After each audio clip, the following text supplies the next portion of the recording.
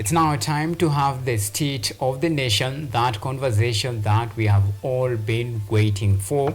Remember, you can plug in and be part of the discussion. You can talk to us on all of our social media platforms. Remember, our social media platforms are open.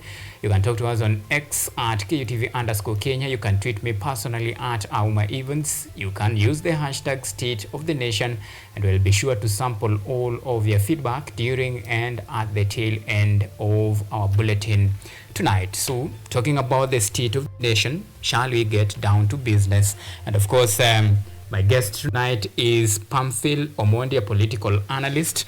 Let me usher you into the discussion. The last 7 days, the country has been served with what we'll call the political punch bag.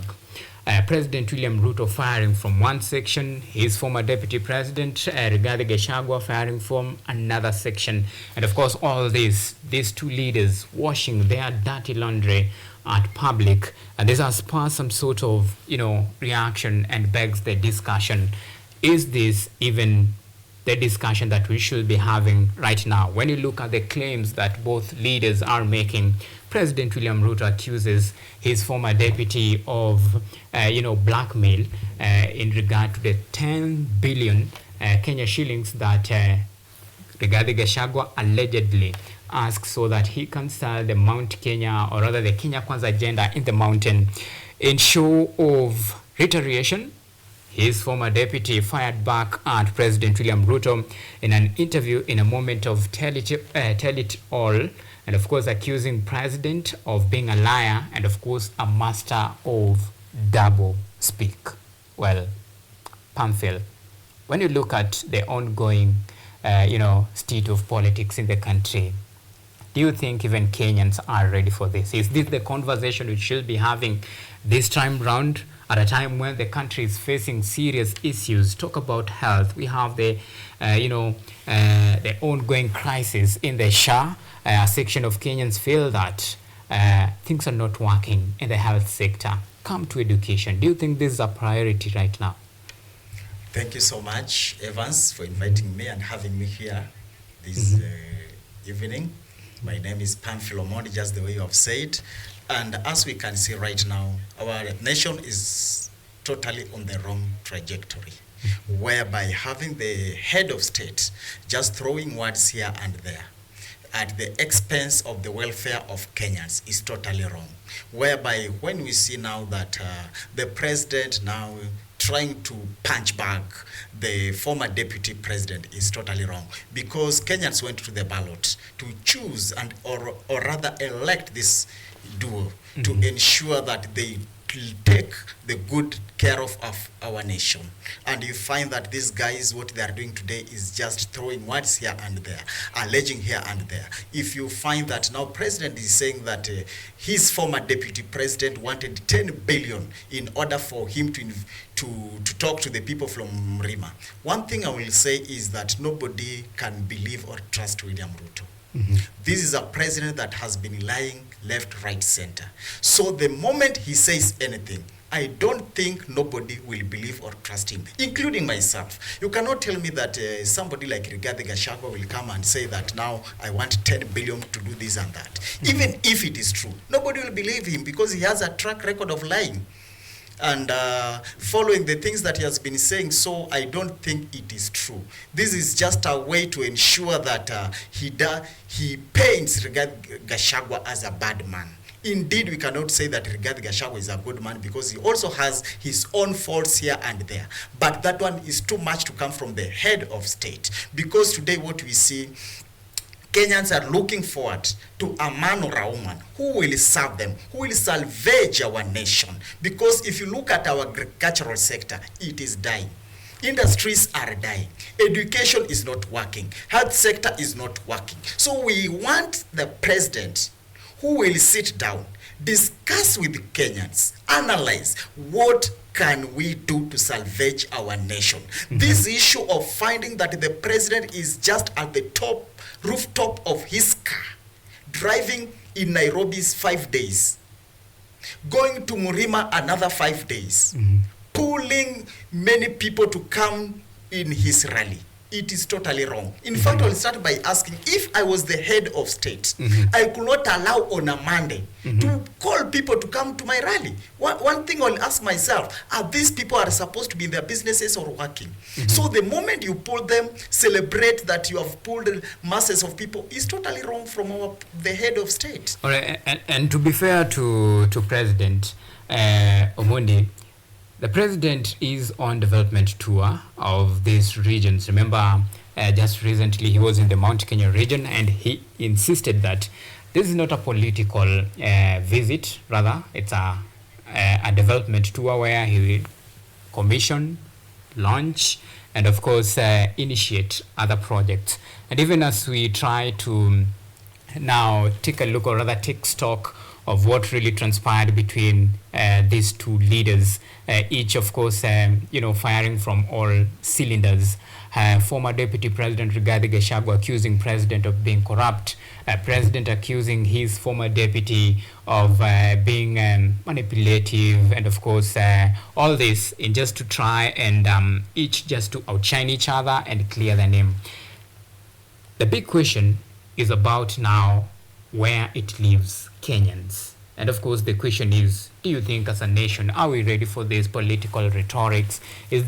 Should this be the agenda right now that we're discussing, given the fact that we have a myriad of issues on the table that need to be discussed?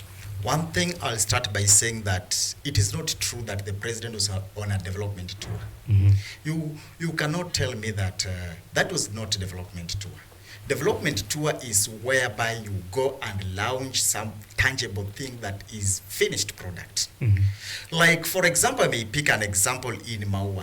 We saw President launching it was a water project. That water project was launched in 2018 when he was the deputy president. The records are there. So you cannot tell me again you are coming in 2025 to launch the same project. That is total lie. That's not development. That is a lie.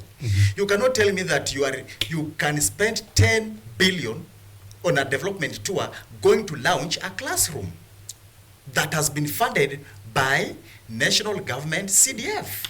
That is a lie, because even the member of parliament can launch that. The president should uphold his office at high regard. Because what we are seeing today is just rhetoric. Kenyans want to see that how many jobs have been created. Kenyans want to see how our children are going to school. Do we have teachers in those schools? Do we have classes? Do we have desks? Do we have enough material to ensure that our children are in those classes? Can you tell us that you have employed these teachers that are in this school? Today we have a school that has only one employed teacher. Nobody is caring. Today Kenyans are crying. The health system is failing. Kenyans are dying because they cannot pay for their health.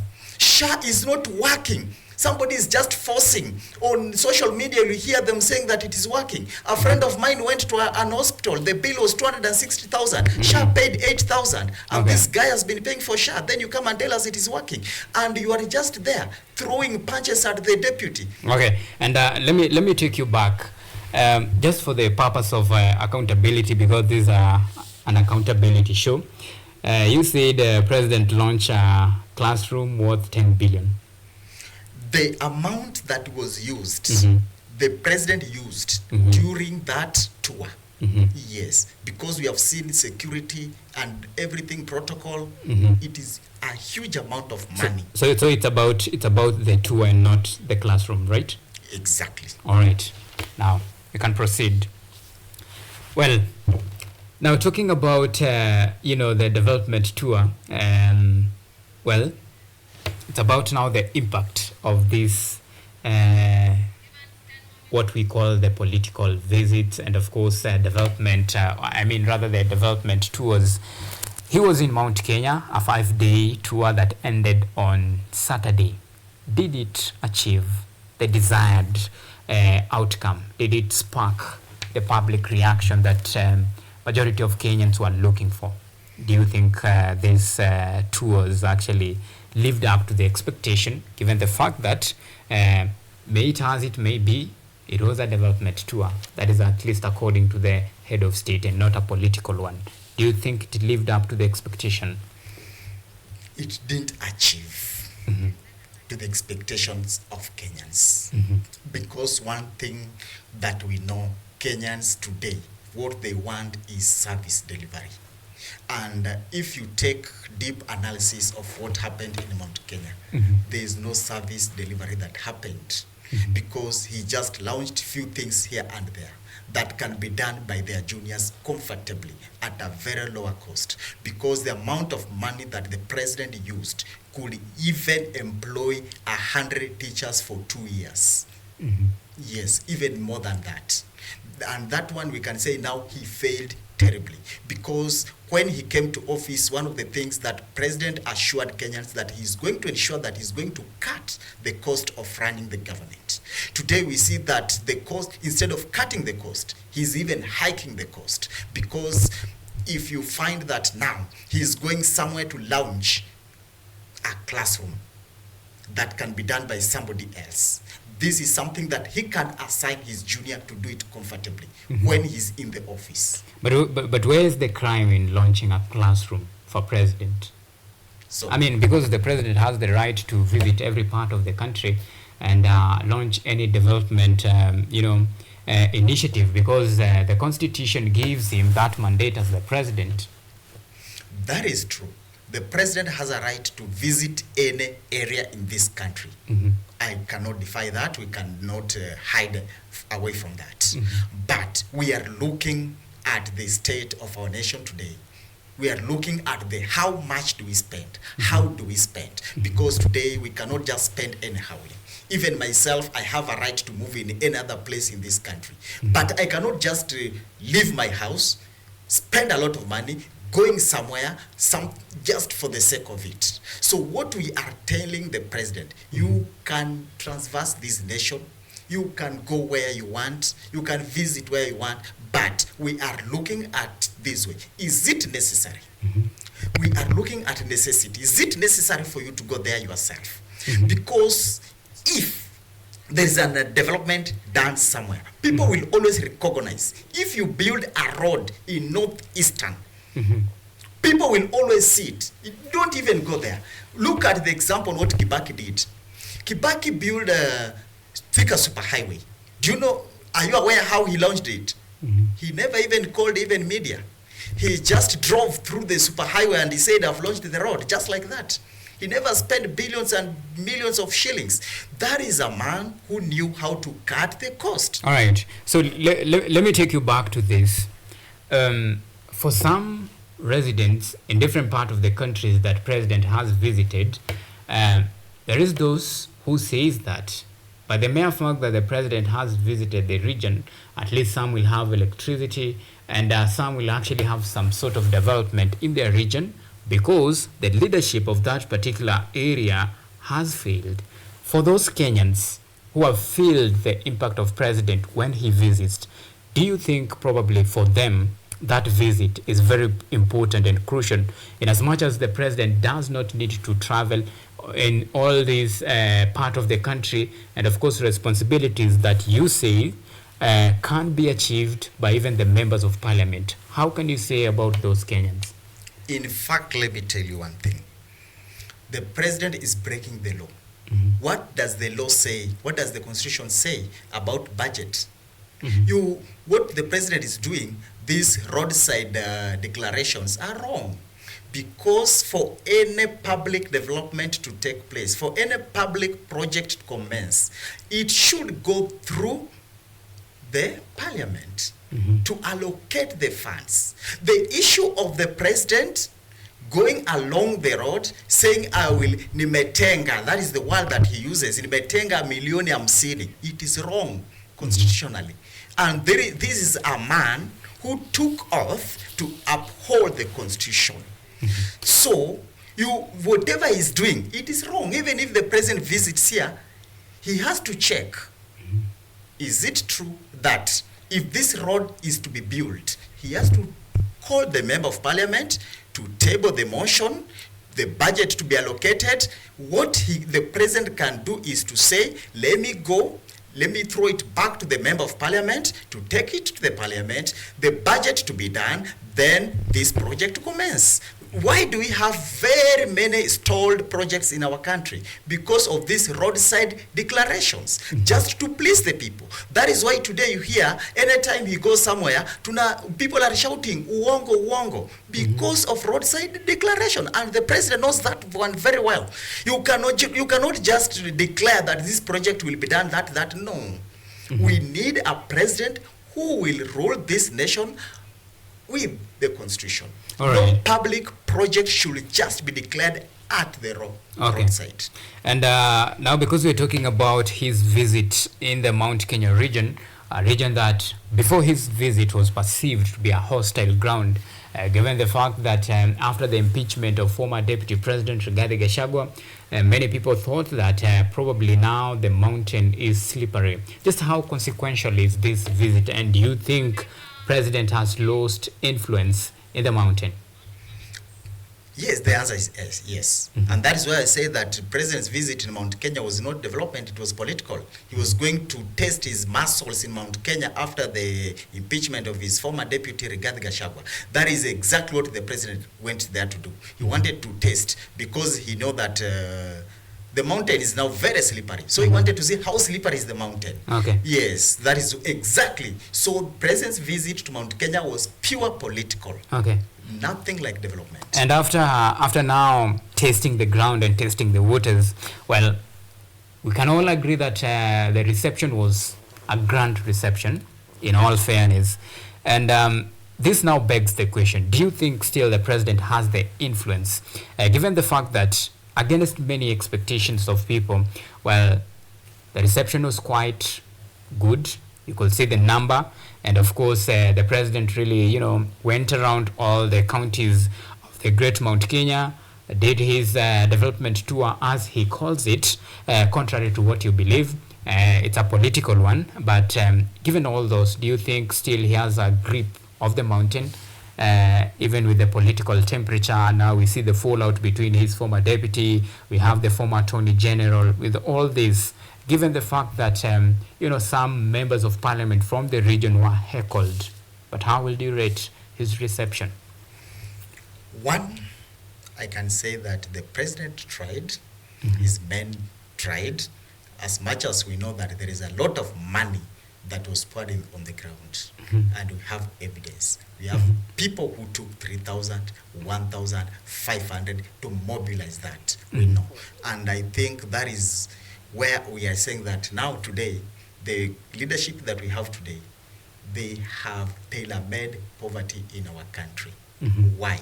For such reasons. So that they can use money to manipulate human beings. They can use money to ensure they get the results that they want. Most of people who were there, let me assure you, these guys were not there to celebrate the president. They were there because they were paid. They were there because some of them, they were there, they want to see who is this man who is lying a lot. Because sometimes if you hear somebody so much and you hear that he's coming, you want to see him. Who is this man? So most of them, they were coming to see who is this man. We are hearing Anakakule Nairobi State House and he's lying a lot. So what I can say, even the president himself is aware because he has all the machineries to know what has happened on the ground.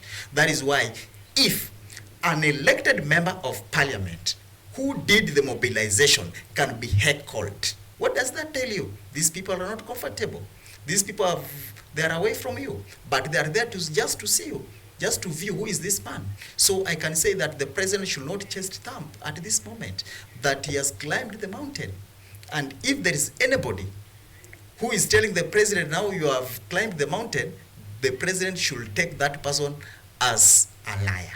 That person is a betrayer. What I know, the president has not conquered the mountain yet. Yes. All right, and because actually we've run out of time, I'll give you just a pretty one, 1 minute just for your closing remark on this, even as we wind up this very important discussion about the state of the nation, what has transpired in the last 7 days. Talk about matters, politics, business, and everything in between. 1 minute for your closing remarks. Thank you so much. What I will say is that today we have a very, very serious problem as far as economy of our country is concerned.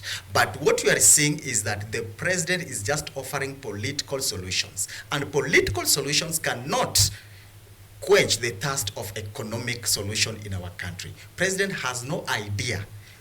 Today's regime, they have no idea about the economy. They don't have a solution. That is why we are saying we want alternative leadership in our country, because today we have no problem with the politicians. We have very many politicians in our country who can do politics, but we have no one who is talking about economy of our country. We don't have somebody who is talking about creating jobs. Today we are seeing that many companies, industries are closing down. And what I can say, and what I'm sure of, the poverty that we are facing today in our country is tailor-made. Okay. It is just manufactured, so that these people may continue brainwashing the poor men and women that we have around. Like I was surprised when CS Mudavadi said that he's wondering if somebody can go hungry in our country. People are sleeping hungry. Bwana Mudavadi, there is poverty. All right. Thank you so much, Pamphil Omondi, a political analyst, for making time to shed some lights in this very important discussion about the state of the nation, where we talk about matters that concerns you, the common mwananchi. Well, up next is Sport News.